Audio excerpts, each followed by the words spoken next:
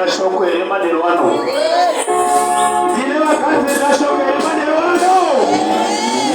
Hallelujah. Madero ano. Hallelujah. Madero ano. Hallelujah. God bless you. You may take your time. God bless you.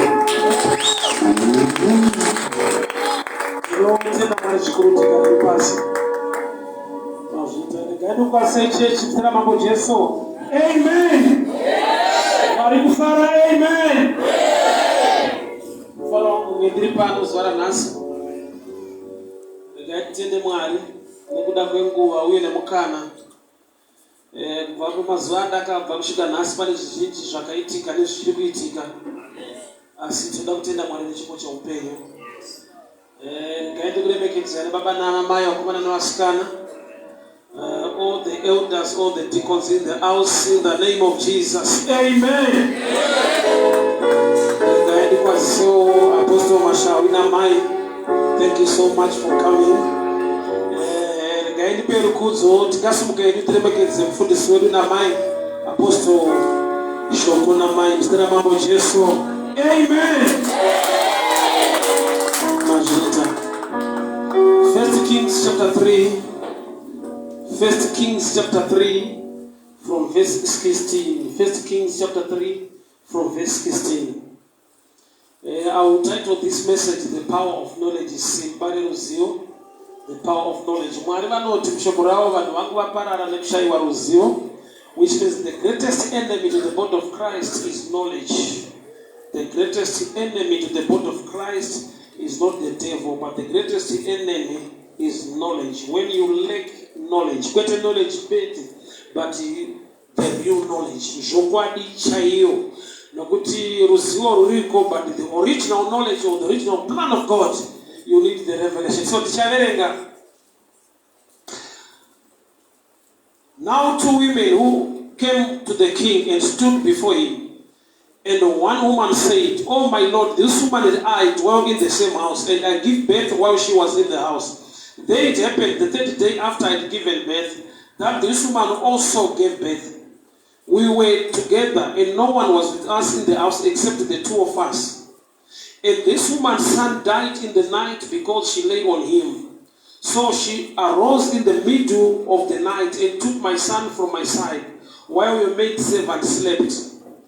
And he laid him in a bosom, and laid a dead child in my bosom. And when I arose in the morning to nurse my son, indeed he was not my son whom I had born.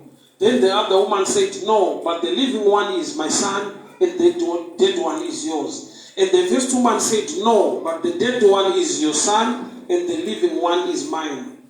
Thus they spoke before the king. And the king said, "The one says, 'This is my son who lives, and your son is dead.' And the other says, 'No, but your son is dead.' And the other said, 'The living son is mine.' Then the king said, 'Bring me a sword.' So they brought a sword before the king. And the king said, 'Divide the living child into two, and give the half to one and the half to other.' Then the woman whose son was living spoke to the king, for she yearned with compassion for her son, and said, 'O king, my lord, give her the living child, by no means kill him.' But the other woman said, 'Let him be neither mine nor yours, but divide him.' So the king answered and said, 'Give the first woman the living child, and by no means kill him. She is the mother.' And all Israel heard the judgment which the king had rendered, and they feared the king, for they saw that the wisdom of God was in him to administer justice." Regarding that, abati no kutendai taurai ku upendo wedu shoboreyo ngari titsure titsitsisi takubaibili na kukulemekeza mstara Jesu. Amen. Bofuka vazhinji nyaya tinoiziva. Paita vakadzi vaviri vari kuita fight over the living child. Vese vawanirwa nyasha, vese vagona kubereka vana, asi zvakaitika ndezvekuti mumwe akararira mwana wake, mwana ndokubva afa. Usiku iwo ndokubva ameka iplan yekugona kundobira mumwe wake, ndokubva atora mwana wake akafa, ndokubva aendesa kune mumwe. Kureva kuti pano zviri kuitika ipicture yemunhu wandinaye nhasi pano ane zvakabiwa muupenyu hwake, but the only way to recover, uyu zvanzi ndakazozviona mangwanani kuti mwana uyu haasi wangu. Bible rinoti kuchema kungauya usiku asi mufaro unouya mangwanani. Mangwanani kana achitaurwa is the time of knowledge, of the time of revelation. Usiku hwese mwana waapiwa asiri wake, haana chaataura, haana kuchema kana kurwadziwa, but mangwanani kwane chiedza akatarisa mwana akaona kuti haasiri mwana wake. Ndoda kuti muone difference ndeyekuti uyu akabereka nhasi, mumwe ndobva abereka wake mwana after 3 days, which means vana avo ukavatarisa havana difference yakanyanya, kureva kuti zvakatora knowledge iri deeper kuti munhu agone kuziva kuti mwana uyu haasi wangu, nekuda kwekuti anga abereka mwana, mumwe wakewo ane mwana, vana vakafanana, difference ye3 days is not much, zvekuti kana usinganyatsoziva you cannot tell kuti ndiye wangu here kana kuti haasi. But zvinoitika ndezvekuti mai vane zvimwe zvavanoziva concerning mwana wavo, zvekuti nyangwe vakapiwa mwana ari pasame age nemwana wavo vanogona kuziva kuti haasiriye. I'll give an example. Ukaenda kumapurisa uchiti wabirwa, vanokubvunza kuti mudziyo wawabirwa wakaita sei. Ukati ndabirwa let's say 55 inch Samsung TV, vanoti une zvimwe here zvaunoziva kuitira kuti tikarekava matv ugone kuzotaura kuti iyi ndeyako, which means knowledge yako inofanirwa kuva above knowledge yekungoti 55 inch Samsung. Nokuti maSamsung ma55 inch akawanda ende anobiwa akawanda, ende vanogona kurekava 15 or 20 maSamsung ma55 inch. But kuti vagone kuziva kuti iyi ndo yako, there must be another level of knowledge inoita kuti ugone kurecognize. Maybe unokuziva emark kuti yakatekenuka pakona, or maybe une sticker yawakanamira ipapo. So pane deeper knowledge more than kungova neordinary knowledge kuti ugone kurecover zvinhu zveupenyu hwako. The devil is fighting the church to an extent yekuti vanhu vakasaziva the real plan, the original mind of God, they can settle for less iye Mwari kune zvizhinji zvaakavarongera. Pane nguva yekuti munhu nekuda kwekuti haana ruzivo rwakadzika anongoaccepta zvese zviripo. Wakaipa kufaita kwaanoita chechi, anoisa mhando yekumwe kutenda kusiko muvanhu nekugamuchira zvinhu zvisirizvo nekuda kwekuti havana the original mind. Komana vanonzi Cain naAbel, challenge yavakaita ndeyekuti vakaberekwa nevabereki vakavadzingwa kugarden. Zvoreva kuti kana vabereki vasina kuita pass on the original information, vana vanogona kufungidzira kuti tiri type yakangosikwa naMwari tichigara mumasango. So pane toda mubereki anogara pasi oudza vana kuti mwana wangu ndakuberekera hako musango, but tiri type yemugarden, tine garden redu kungoti takadzingwa chete. So that kana vakuita zvinhu muupenyu vanorarama vaine a garden mentality, not a jungle mentality. Rakuti uone kuti vanhu pavakadzingwa mugarden, Adam naEve vaitondorima, ende vari mugarden vaingoita futi agriculture. Chakasiyana ndechekuti pekutangira uko vakandodhila neminzwa, vakandodhila nesango, but vari mugarden vakaiswa place yanga yakarongwa naMwari kuti vanhu vagare. No wonder Adam naEve vakava vanhu vakatanga kubereka the first murderer. I don't blame them much kuti sei vakabereka mwana mhondi, inhau yekuti Adam naEve pavakasikwa naMwari havana kubvira vambovawo vana, vakangosikwa vari vanhu vakuru. So they don't know kuti kuva mwana kuita sei. Because sometimes you can quickly judge kuti inda vanhu vaMwari, but vatadza kukatsira nekubatsira vana vavo sei vana vasvika pakuurayana. Inhau yekuti vakaregera vana vachitamba zvisirizvo nekuda kwekuti ivo havana kubvira vambovawo vana, saka havazivi kuti kutamba zvisirizvo kuita sei. Kune mastages to life yekuti ukamajamba anoisa a demand in the future. At the end unopedzera wane machallenges anongotaridza kuti hauna kubvira waita pass through a certain place or a certain time or a certain season. Saka dzimwe nguva pane zvimwe zvekuti kana uri munhu akamboshaya muupenyu, ukasvika panguva yekuwana kudada kunoita kushoma nekuti you understand life. Saka ukaona vamwe vachingodaro iye kuti kune zvavasina kunge vaona nekuziva.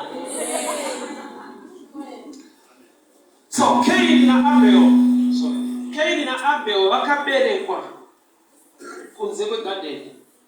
Saka original mind yaMwari vanonge daro vasingazivi.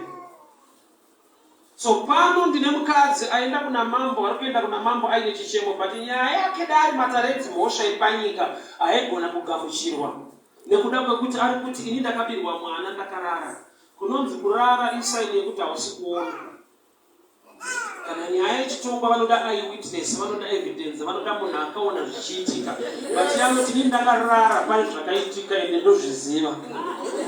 Zvona kuti Solomon dai anga asina the wisdom of God aigona kungoti nyaya iyi hapana because wakaziva sei kuti asi mwana wako. Ende wakaziva sei kuti wabirwa iwe wanga wakarara. But mukadzi arikuedza kutiratidza pachena kuti pane zvimwe zvinodaro zvakaitika muupenyu usipo, but nekuda kwerevelation, morning light neunderstanding unogona kuziva kuti life yangu yakaitwa temper with. Pane zvakaitwa kumusha kwedu pane zviri pane kwamba kuti haugone kudzingako dhimoni, but une mweya wekunzvera wekuziva kuti panapa pane mweya wetsvina. I know kune vamwe amai Matthew 15 vakaenda kuna Jesu vachiti mwanasikana wangu ari kunetswa nemweya wetsvina. Kunati amai avaitoziva kuti character yemwana uine hunhu hwaari kuita hakusi kuda kwake, pane mweya unomunetsa. Havasi kugonawo kudzinga dhimoni, but vanotoziva kuti ndiro. Which means it's another dimension of maturity. Yakaitwa nevamwe baba pana Mark chapter 9. Vaenda kuna Jesu vachipa report, vanoti mwana wangu zvikamubata zvinomuisira mumoto kana mumvura.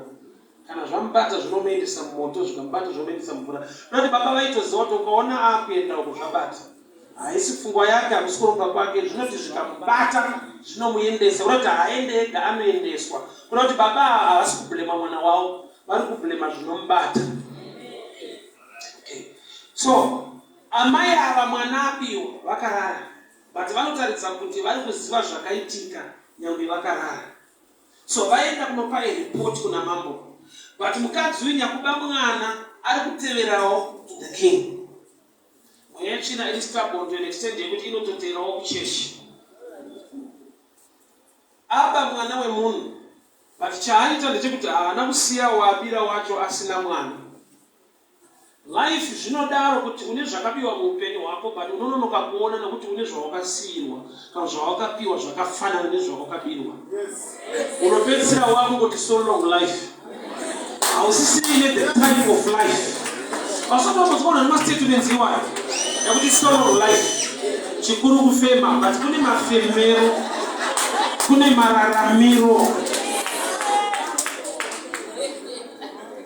Akabirwa mwana ndokubva apiwa futi mwana. Zvekuti aigona kungogamuchira zviripo. But amuka mangwanani hanzi ndakanyatsotarisa ndikanyatsoona kuti mwana uyu haasi wandakabereka. So munhu akaziva the original plan of God concerning, ukaziva plan yaMwari concerning your life, unoita nharo. Kumwe kudzikama, hakusi kudzikama, kudzikamiswa nekusaziva.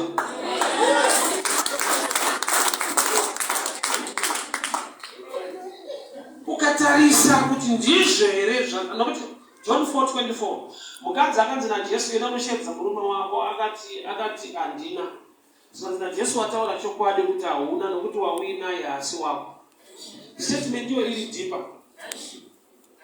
Jesu ari kumuti go and call your husband. Inokubata handina zvikanzi wataura chokwadi nokuti wawina haasi wako. But there is a level yaunofanirwa kuona kuti hongu ndine zvandinazvo but hazvisiri izvo zvakanzi naMwari zvive zvangu. Musati mamboona vanhu vanotsvaga basa vari pabasa. Kurati mari mune pfungwa yekuti ndiri kushanda but ndawana basa.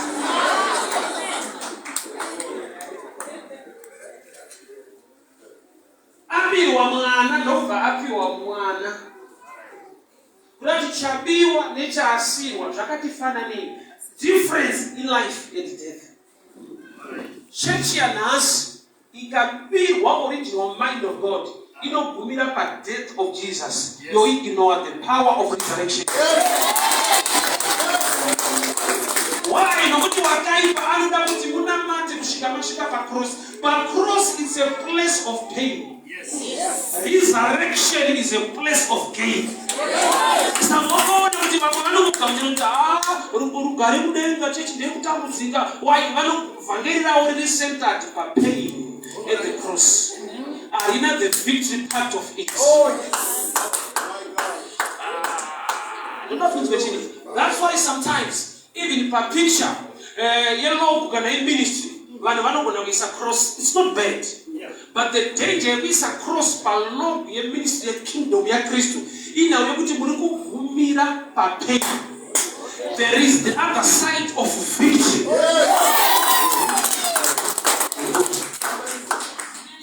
So wakaipa zvaanoda nezvekutitorera Jesu akamuka otipa Jesu akangotifira. Jesu chaari kuunza iNew Testament zvakafanana kuti agreement kana kuti will. Panyika ukasirwa will ukazoiverenga wakura wadiwa unorikava zvinhu zvakanzi ndezvako nokuti waverenga will. Chakanakira New Testament yaJesu manje will iripo. Hatina kuisirwa neakafa, takaisirwa neakafa akamuka. Saka akamuka anoziva kuti some people will change the will. Saka iye anomira muupenyu hwako kuti wese akachinja plani yaMwari Jesu ngaamire pamusoro pezvinhu zveupenyu hwako. Chakati mafamilies akasirwa will munhu akanotamba nemalawyers documents akatambwa nawo akachinjwa chinji. Saka Jesu wangu wanidoda ndokuti akafira nyaya iyi ndokubva aregera kuramba akafa ndokubva amukira nyaya yacho kuti zvaakafira zvigone kumanifesta muupenyu hwemunhu.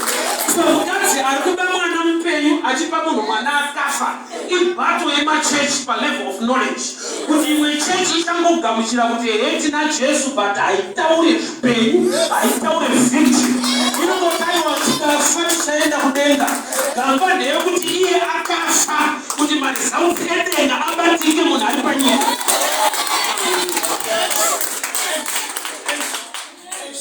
So wakaipa hana problem yekuti muve nemwanakomana, but anoda kuti mwanakomana wenyu agumire pacross. Thank God for Easter. Aigumire pakuti Jesu wakafa. Inosvika painoti naiye mupenyu muguva hamuna chinhu. Kureva kuti zvese zvakarongwa kuti zvife muupenyu hwako ndinotaura zita repamusoro pamazita ose. In the mighty name of Jesus. Ndinotaura Jesu mupenyu, upenyu ngazvibatike. So inotambwa nayo panapa law of exchange. Pane zviri kubvutwa, but hausiwe wakadaro. Saka kuda vanhu vanoona kuti pane zviripo but handiyo pfungwa yaMwari. Hongu marriage ndapinda but handina kupindira kurohwa seipa kuenjuwa kana pakuenjoya. Kureva kuti wakaipa akaba purpose yemarriage akandikandira chimarriage chaakaronga ega. Maneno anoda kuti munhu ave nehasha akatarisa wanano yake akatarisa basa rake. Pane chaanofanirwa kunotisa kuti this is not the plan of God. Mana Mungu aratonge nyaya yao. Vakadzi ava vakaenda kuna Solomon. Solomon challenge yake iwana. Akasiyana na Jesu anova the greater than Solomon. Why? Nokuti Solomon anongotonga nyaya yemwana mupenyu aripo. But kanari Jesu is also the resurrection and life. Zvoreva kuti kana pakatobiwa zvese zvikaurayiwa kwaJesu kunomuka mwana, kwaJesu kunomuka mabasa.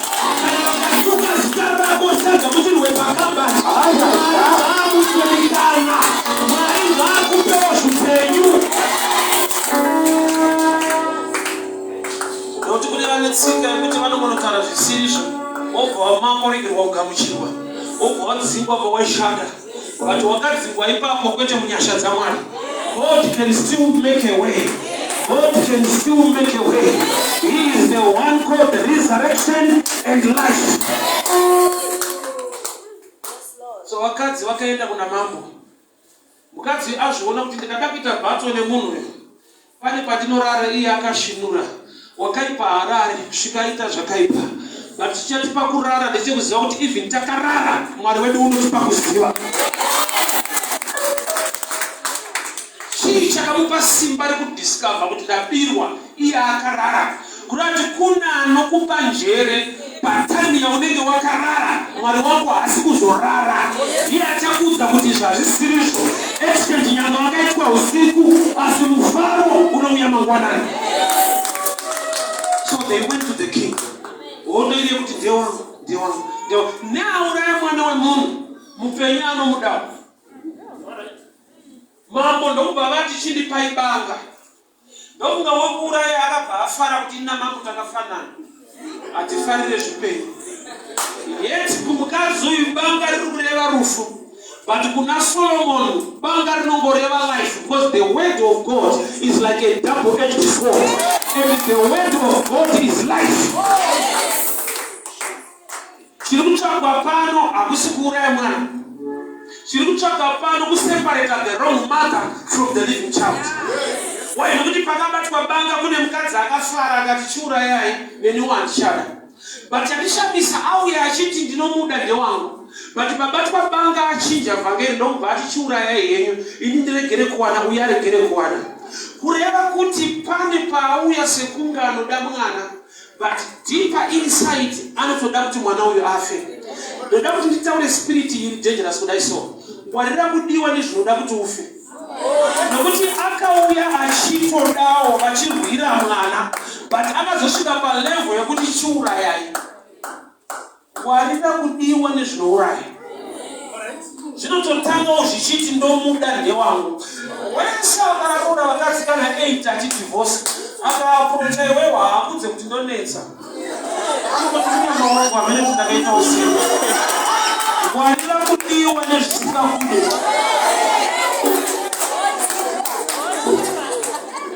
Amai nyakuuraya mai vasiriwo havana kuuya mupresence yaSolomoni vachiti urayai. Zvanzi vaitorira kuti ndewangu ndewangu. Kurati vakatotangawo vachida. Even Herod anotuma wise men kana mamuona muuye muchititaurira. I also want to worship him.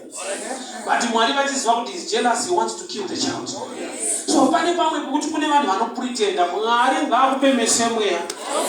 Une kuona munhu asati aenda mberi kwari kuenda kutsanya musingaraisire. Why? Nokuti akapinda mupresence achiti ndewangu ndomuda. But pakabatwa banga akati chiuraya. Warira kudiwa nezvinokukuwadza. Kumwe kudiwa soimbotya.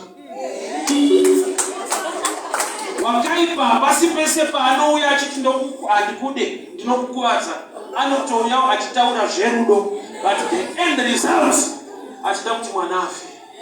Haana kuuya achiti mambo urayai, akauya achiti ndomuda ndewangu. Pakabatwa banga ndokubva achinja vhangeri zvanzi ngaachifa. Kurati pane kataipi pekuti unogona kudiwa nezvisiri izvo.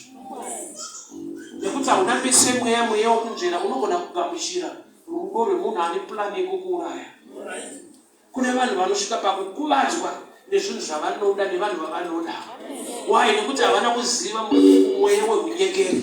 Bible wrote the devil pretends to be like an angel of light. That's why paakauya kuna Jesu pamatemptations akati shandura mabwe chive chingwa. Jesu ane 40 days, 40 nights fasting.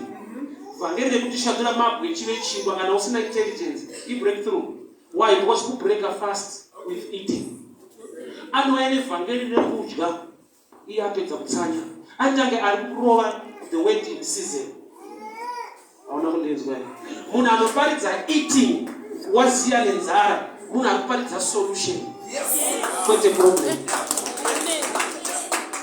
Chakaita kuti tizive kuti muedzo inhau yekuti zviri kuitirwa Jesu anoziva zvazvinoreva. Ndiri ndine nzara pouya munhu anoparidza eating unotona kuti breakthrough. Kwapedza kafasting 40 days 40 nights zapera pari kuya vhangeri rekudya. Jesu ndokubva aziva kuti muedzo. Why? Nokuti chaasarudzira kuti shandura mabwe 10 stones into bread, it's deeper than stones and bread. Why? Because Jesus is the bread of life.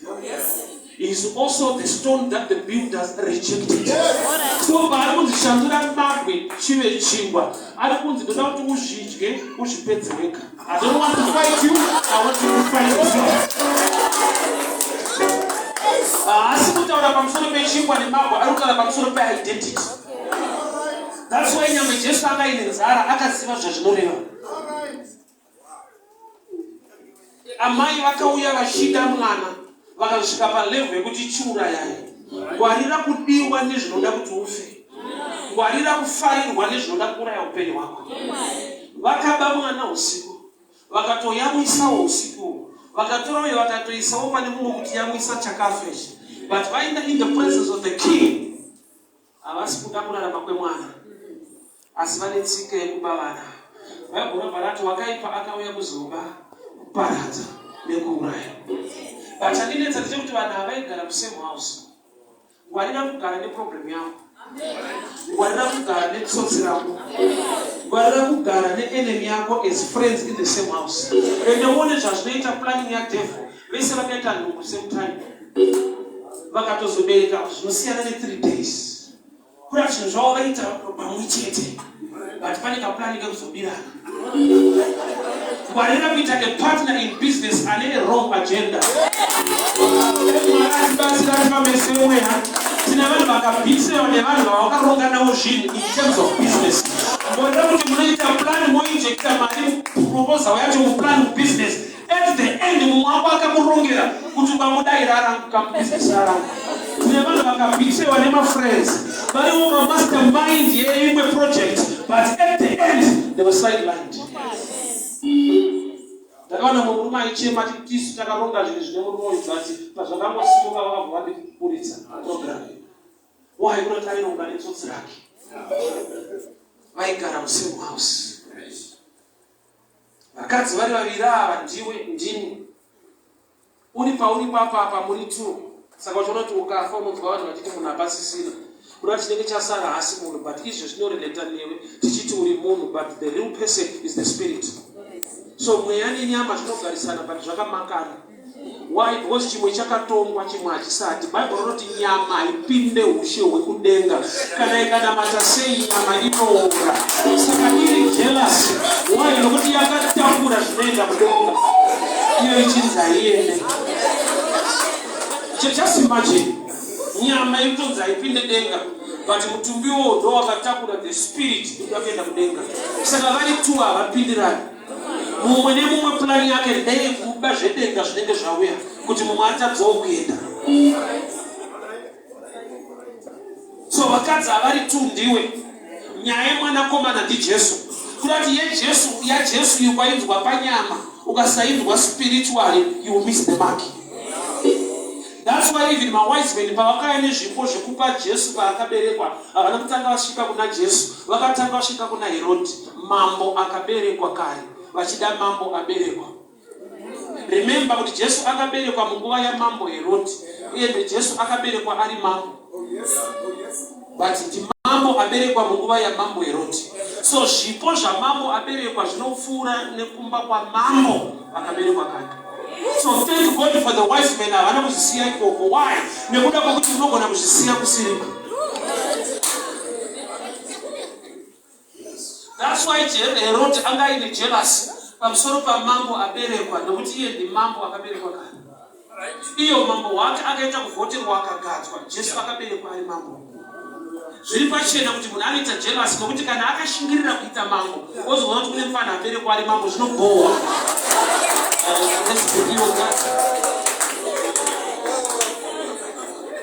But thank God for the wise men because they were being led by a star. Ukatungamirwa nedenga uendise zvinhu kusiri.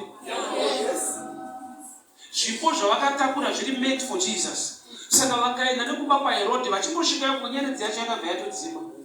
Kuna kuti pavari vakabva vaziva kuti hapasiripo. Why? Because chinofanirwa kuti director achisisipo. Ana mai vari 2 vari kugara kusame house. But mumwe plani yake ndeyeshaisano yekuti zvimumwe zvisaite. Ndakazodiscover kuti enemy yeupenyu hwako haisi kure mani. Kazhinji munhu anoda kurwa newe munhu woushamwari kana hama yako. Hakuna munhu angabve Cape Town uzokuitira jealous unoitirwa nevanhu vari muno muRustenburg. Waunoswera navo, waunotaura navo, kune vanhu vakangouya close to you kuti vagone kuba chimwe chavo. In the same house. Difference yekuberekwa. Umwe akabereka nhasi mumwe ndobva abereka after 3 days. Ende ukaverenga nhau yaJesu ndeyekuti iye akafa but after 3 days ndobva amuka. Kurati nyaya iri panapa inoitika idrama raKristu. Kufa nekumuka. But pana ane pfungwa yekuti kana zvafa zvangu zvako hachifanira kurarama. There are people who are jealous. Zvekuti zvavo zvikasaita haafariwo kuti zvako zviite. Anoda kuti musvike pamunofanana nokuti zvake hazvisikuita. So mambo pavakati bring the sword ndokukauya akafara kuti mambo vada kuti tingofanana kuti tese tifirwe. challenge ilipo sometimes ndekuti wauya mimba yaMwari wapotera kuti Mwari vakubatsira vakuitire zvinhu. Shoko rinoparidzwa ipapo rinenge kana usina interpretation iri correct unenge wabatirwa banga pamwana waNasara. Usakubatirwa banga pamwana waNasara unotoona mambo vari another enemy. Inanga wewe ungatoti mkazi ukudibira mwana ari nani because angoita wokurarira wakakafa but mambo wadatoita wokuchema. There are times that when I go to church, I participate. I even don't mimba yaMwari. Nokuti ane wrong interpretation. Nokuti kana ari kunyika kune vanhu vanomutsautsa achimubira kana auya kuchechi neshoma yasara paabirwa wandichibvisa. Unozoona kuti vane munhu vanenge vanotomupedzisa.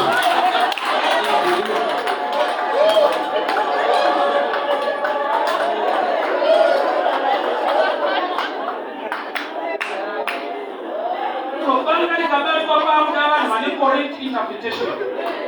Vanoziva kuti banga yabatirwa kuti mudzokere nemwana wenyu kwete kuti muluze mwana wenyu. Mwari haaronge chinhu chekubira vanhu nekurobha vanhu. God can do without men, but men cannot do without God. But banga rikabatwa kune vanointerpreta zvisiri zvavanoona rufu. But kuna amai vakati ayo mambo chiregedzai kuurayi asi kuti ipai uyu. Yes. Ndomwana iyo kurarira mwana achiuraya mwana wake paakanzwa mukadzi uyo achiti ipai uyo akanzwa kuti munhu uye azosarenda aruza manje abvuma kuti ndamukunda. Yet mukadzi ane zvaari kuinterpreta kuti when I give in the presence of the king mambo vanoziva kuti a giver must receive.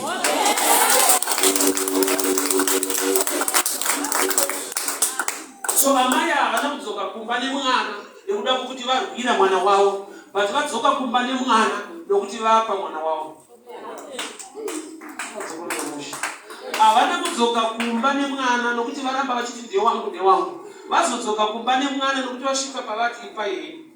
Kurati nhau yekupa yakaita kuti vadzokere zvinhu zvavo. Nekutanga vakauya vachida havana kuwana patime yekuda, vakasvika patime yekupa zvavanoda.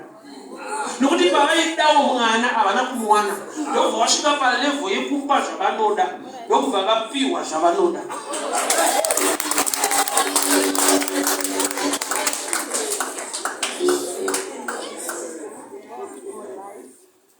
Solomon was given wisdom by God. To my surprise, unobata banga pamwana waNasara. Munhu ane wisdom, munhu ane teachable spirit, kana kuti munhu anogona kudzidza kubva kune vamwe.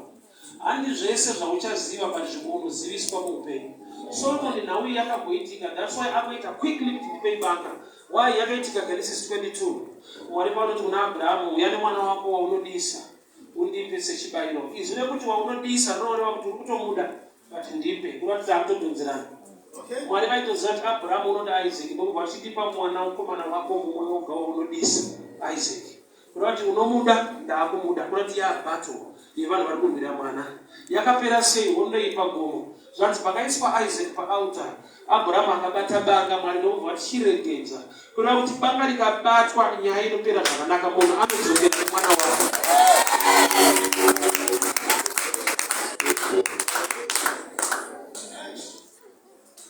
Kugona kuziva chinonzi chako, kugona kuva right information kunoita kuti uve nenharo. Kana wava nenharo hauwine nekuti une nharo, unowina neapplication of the principle. Kukumbuka nekutsamwira Satan is not enough until you exercise the word of God. Vanhu vanokonfyuza munhu ane hasha. Munhu ane hasha zinoti anorohwa, zvinoona kuti anokumbuka.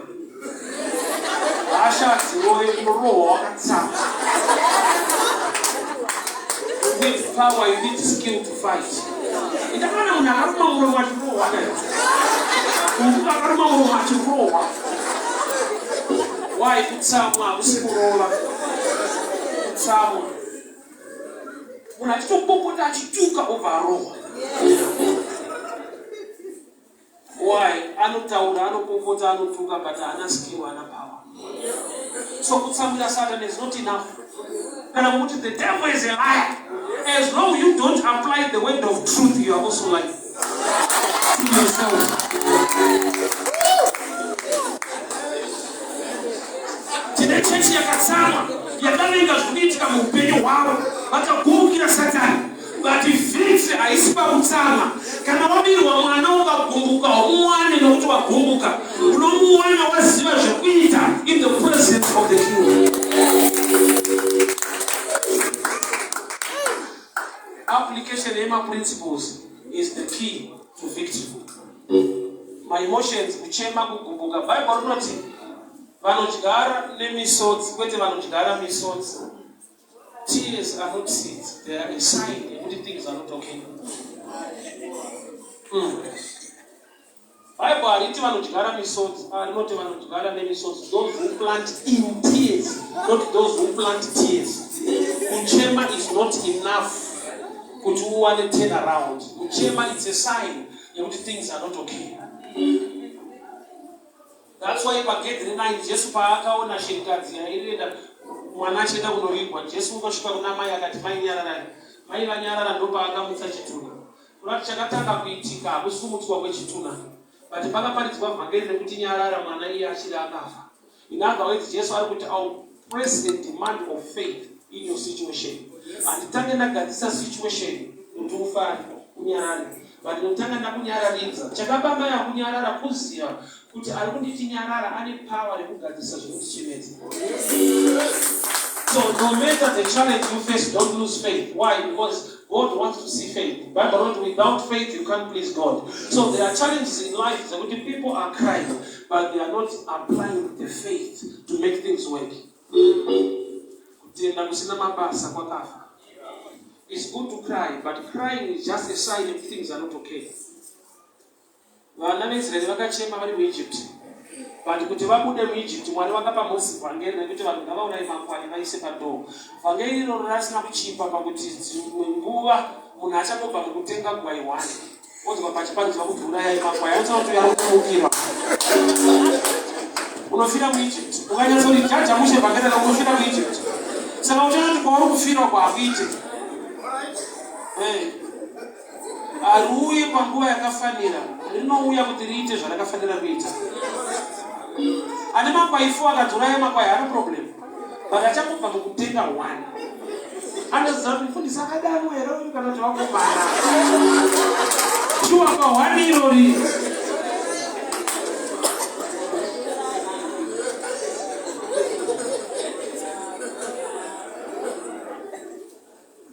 Vaigara vari 2 1 room. Mumwe ndokubva apa mwana mumwe.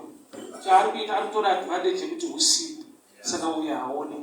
But ndinofara kuti nyange zvakaitika usiku, uyu ane kuziva kwaakaita. Mwari ngaatipe mweya wokunzvera. Nyange zvakaitwa tisati taberekwa. Because even usati waberekwa nhau dzako dzaitika. Ukatarisa mukadzi anonzi Rebeka aritoudzwa naMwari kuti mudumbu mako mune ndudzi mbiri. Mudiki achabudirira kudarika mukuru. Kurati pakatopiwa a prophetic message kuvanhu vasati vapanza. Kurati usatotomboya panyika pane nhau dzako dzaitaurwa. Kune zvaitorongwa. Saka ndizomwa kuti akusha kuti kune ngozi saka ndisiri kuwana mabasa. Haisi ngozi yawakapara. Zvakaitika usati waberekwa zvazvakakumirira. Unosvika panyika wakaruza kudhara. Nauya komana varitiwa. Vakatonzi mudiki achabudirira kudarika mukuru. Mumwe achiberekwa asvika ndauya kulosi.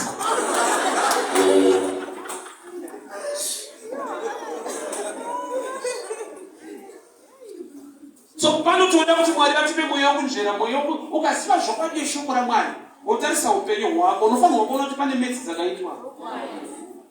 Iyi life yandiri kurarama pane paka-exchange wako. Hakuna graduate rinorarama so.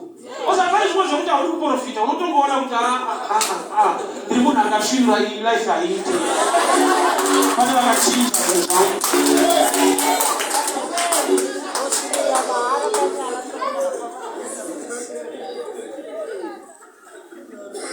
Mazuva ataigara kunonzikuwadzana kugeto, so geto vanomuira pakutemikasa cherenga manewspaper chifumu achitaura pamusoro pepolitics, pamusoro pebhora. Kune mumwe mudhara wataiona so aigona kutsanangura from page 1 politics kusvika kumasports achiziva zvese. But ukamutarisa inoziva kuti uyu akasotwa. Haunaite knowledge yese woramba wakadai.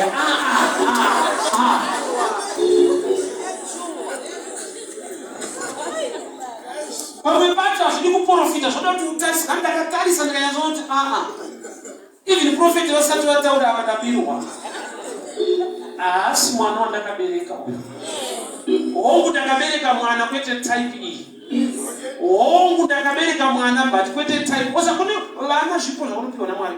Unofanira kunyatsoona ndakuberekerwa kupiwa mwana wemadrugs, ndakapiwa mwana anoteerera. Uyu wemadrugs pane mhepo dziri kuba mwana wangu. Why? Nokuti akabirwa akasiwa ane mwana. Kubirwa ikoko kuri dangerous. Unosiwa une something. And something yacho yakafanana nezvaenda. Une mari yaunobata. Dhimoni harisi kukutatisa kubata mari. Rikutatisa kubata mari yaunofanirwa kubata. Saka unogona kusazoziva kuti handiri kubata ishoma isiriyo. Nobaunoza kuti soul of life. Ukadya ukaguta ndizvozvo ako zvakaoma. Wakaimobva anyemwerera kuti gara une chitunha chako chemari icho. Pane zvinobvutwa muupenyu zvokuti ukashayiwa the knowledge, ukashayiwa mweya wokunzvera, you will settle for less. Vanhu vakasvika pakugamuchira kugara muEgypt zvokuti Mozisi paainokomplaina kuna Faro, vanhu vakapedzera vakupandukira Mozisi wacho. Munhu anosvika pakujaira problem yake vobva vawana. Tine imwe tsika yekungoti pane kuti ubude problem unopedzera wakungoimandate kugara mairi. I love examples and I'll give you this one. I remember the last time I went to Kumusha. Wakara Kumusha for a long time. Tinawafonera tukibuya ku weekend. Vanopinda mukitchen otanga kubika. Vanopinda na 2. Panosvika kumatiri kuma4 vanenge varimo. Isu tinangopinda kugara 5 minutes nobva kutobuda misodzi yazizara. 5 minutes. But ivo vane 2 hours vakana problem. Saka inefika kushinga. Ndikazodiscover kuti even my first time how wachienda kunosha zvaiitika izvozvo vaibudamsoro but system inosvika pakukojaira problem inopedzisa isa kuchemedza unopedzisa wakutoudzwa nevanhu kuti inhamo unonga watojaira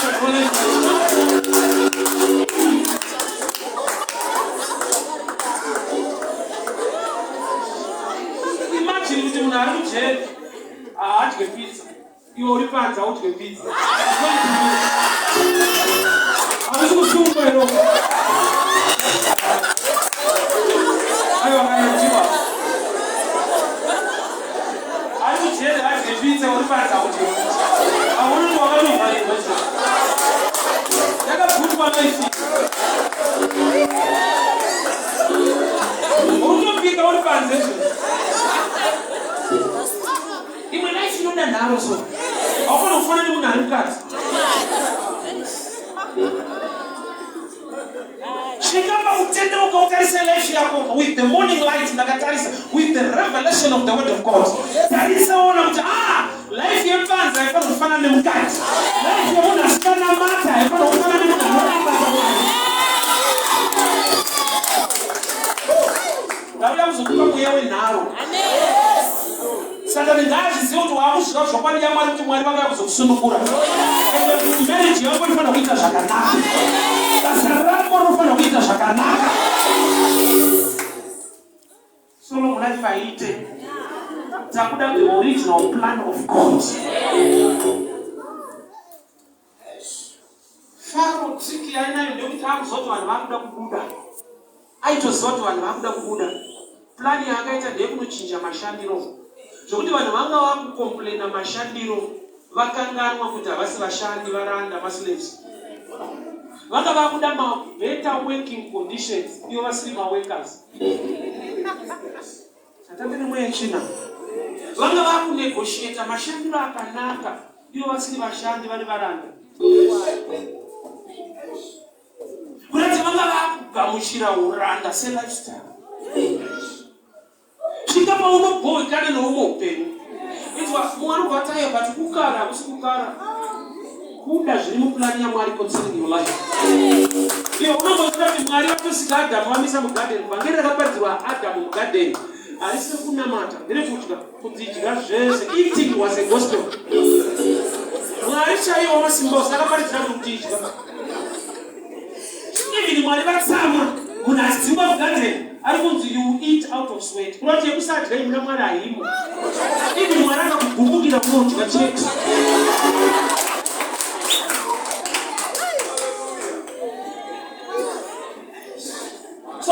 uchiziva the original plan, unoenda pamabvi woti Mwari yangu nyanga ingadziswa kana kuramba yakadaro. Amen.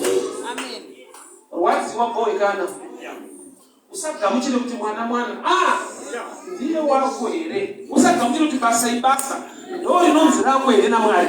Usagamuchire chero ndabata mari ndo yaunofanirwa kubata here.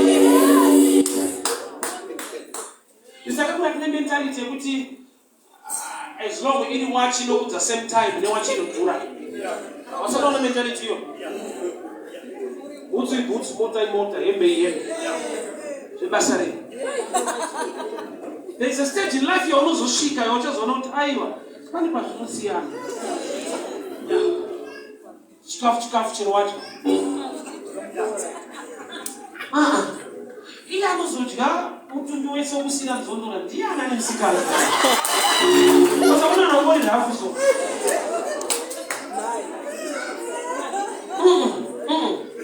Iboto itwa fuwa ya mwaluka isiwa unaita nawo. Chikaba unoneta kugamuchira zvese.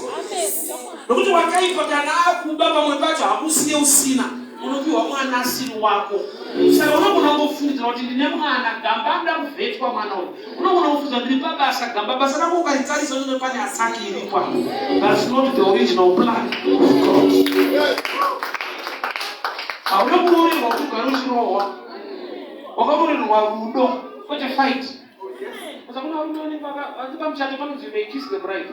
Vamwe handopane problem yokuti vanzwa kuti panonzi you may kick the bride. Marovera vanoita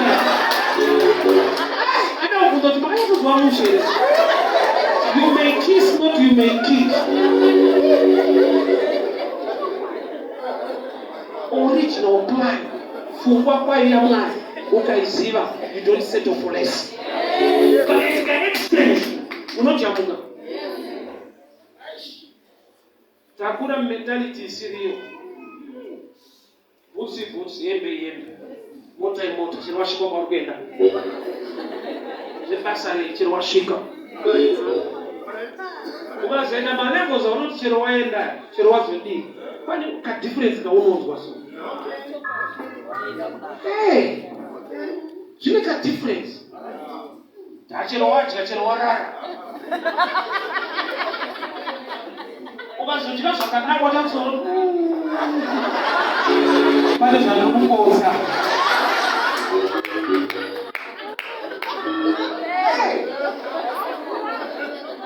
Wakaipa akatipa that mentality yekuti chero ari mwana chero riri basa chero nichinzi ndoshanda pakuda kunyatsona kuti hapana chakachinjwa era. Mukadzi wapa John 4:24 paakanzi going husband akati handina ane zvaakatanga aona. Waida kuti Jesu ari kuti inini ndinogona kukupa mvura menyu. Jesu murume futi but ari kuti mukadzi ndinokupa mvura. Uyu murume ari kumba utoda kuchererwa mvura nemukadzi. Varume mukatobvunzana mwana anokuyakuka difference. Vamwe vanodanana vamwe vanogarisana. Zvinoita difference. Kuna mwana unogarisana vamwe vachinodanana. Vanodanana tikizi kuti vakisana. But vanogarisana mumwe akangokisa mwanzi indau. Unenge unesuspect wasamugoro pane zvida kuitika. Kana pane mari ida kukumbirwa. Tichitaura une mari.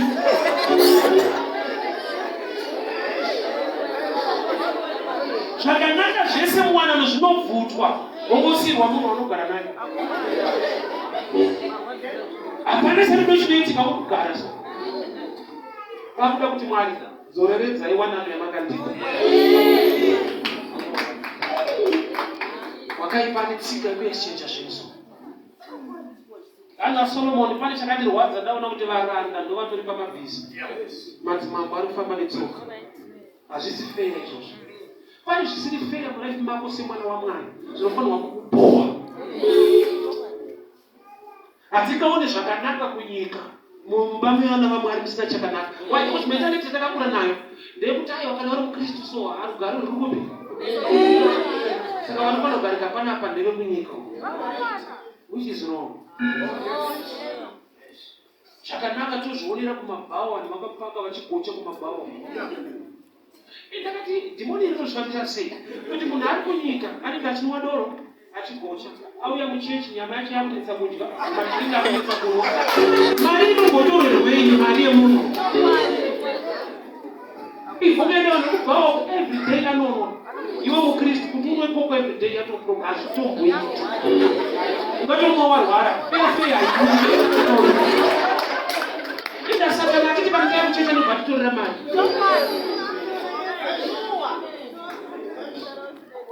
Vanhu vari munzo every weekend vanenge vachigocha.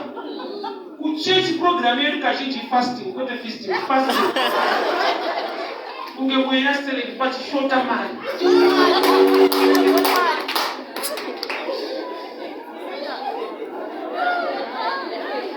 Ane tsika yekuti anongobvuta. Haakusiya usina chinhu. Unomasiri. Saka wana pacross aida kuita. Jesu achida kuenda pamuchinjikwa pakatovhotwa. Munodani Jesu kana kuti Bharabhasi?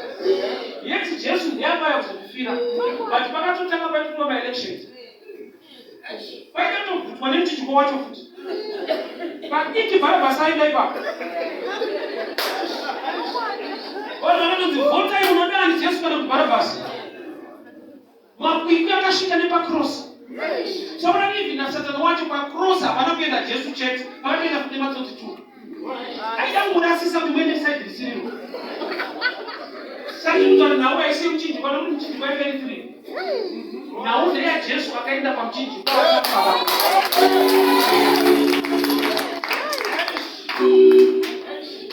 Tarisa life yako. Tarisa mhuri yako. Wakaipanga kusira vana vanokutengesa musoro pete vanhu. Wakapiwa namwana. Wakaipanga bvuta chinonzi husband akakusira imwe meni inokukurova. Haisiriyo pfungwa yaMwari. Pfungwa yaMwari yakanaka. The blessing of the Lord maketh rich and add no sorrow. Indamba mako mukauya mara kuwirirani. Iyo ropafadzo yaMwari isingaunze zvinorwadza ichiunza ropafadzo. Favor. Maketh rich and add no sorrow. Iyo kungaita mari bichana achawirirana. Makutoronga divorce. Saka une tsika yekuba mufaro. Okusira ifungwa yekungoti chero takarorana tikudzana vedu. Akuda chechi inomutsamo. Itobhoikana kukasava ichitokubhoikana. Izwa Mwari ndiye wazuro nhasi namangwana. Kana akasimudzira even Daniel muBabylon in a foreign land, he is still the same. Even in this nation. Egypt akasimudza Joseph in a foreign land, and he is the same God. Even in this town of Rustenburg, he came. Uka challenge Mwari neshoko rake. Azorore kusvikara zadzikiso. Nokuti naiye muranda weshoko rake. Kuti ndimi Mwari wazuro nhasi namangwana. Makarangarira Josefa muEgypt. In this nation, ndinonamata imi Mwari wazuro nhasi namangwana. Remember me, O Lord. Unamato wako ni wangu ndewe kuti Mwari. Imba yangu ine chakabvutwa. Pabasa rangu pane chakabiwa. Pavana vangu pane chakabiwa. Muupenyu hwangu Mwari ndine zvandakabirwa ndikabvutirwa nemweya china. I need the restoration. Solomon ndiye akapa mai kwavo mwana chaiye. Anokupa zvinhu zvako ndi Jesu. Manera nhasi tinamata kuti Mwari rangarira iwo basa rangu, wanana yangu, mhuri yangu. Chakabvutwa newakaipa ngachidzoke. Let us begin to pray. Father, we thank you for your word. We thank you for your grace and your favor. Every plan of the enemy must be put to shame. Every negative voice must be silenced. In the name that is above every name. In the mighty name of Jesus. Chakavutwa mwanano yangu, chakavutwa babasa rangu, chakavutwa pamusoro pemhuri yangu, chakavutwa nyangwe relationship yangu. Ndinotaura nyasha dzedenga, ndinotaura simba redenga.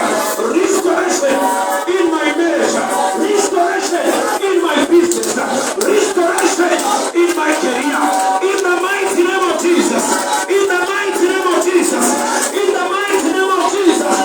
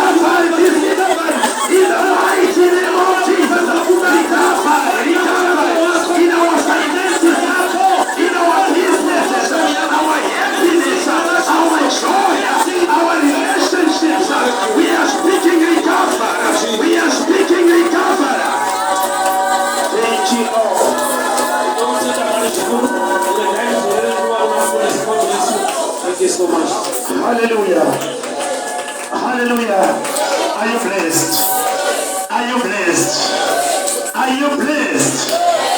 Are you blessed?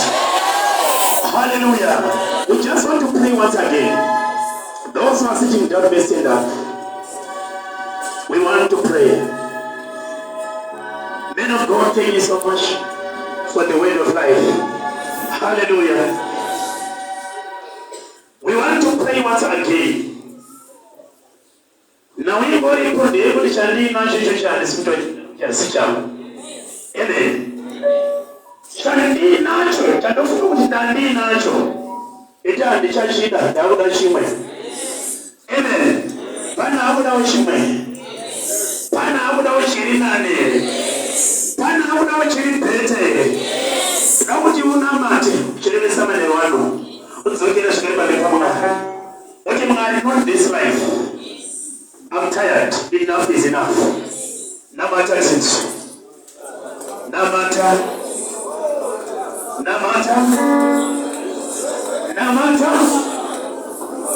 Praise. Thank you, Holy Spirit.